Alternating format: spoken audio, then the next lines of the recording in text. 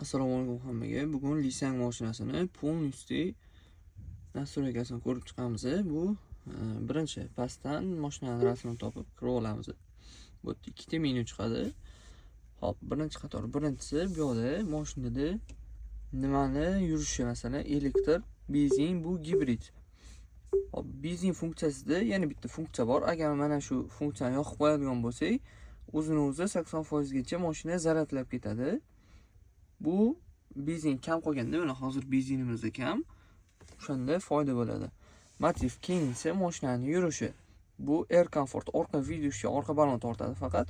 Imam Comfort har doimgidek oldi-orqa tortadi. Normal, Sport, Optimalga qo'yadigan bo'lsak, bu 5-3 sekundda 100 ga chiqadigan rejimi. Pastroqga tushadigan bo'lsak, bu yerda pnevma podveskaga oid nastroykalar bor.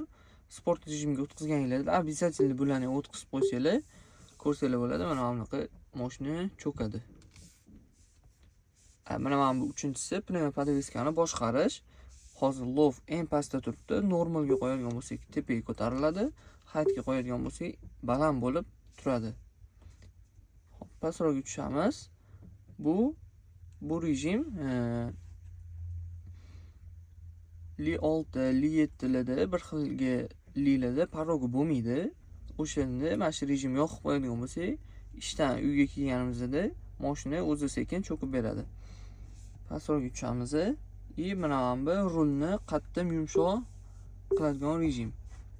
Sportga qo'yganingizda tez yurganda mana shu rulni nomiga o'tkazsanglar ham tez yurganda qulay funksiya bu. Hop, pastroqga tushadigan bo'lsak, rekuperatsiya mashinada yo'lda ketayotganimizda gazdan oyog'imizni oladigan bo'lsak, mashina o'zi to'xtashga harakat qiladi. Bu avtomatik торможение emas.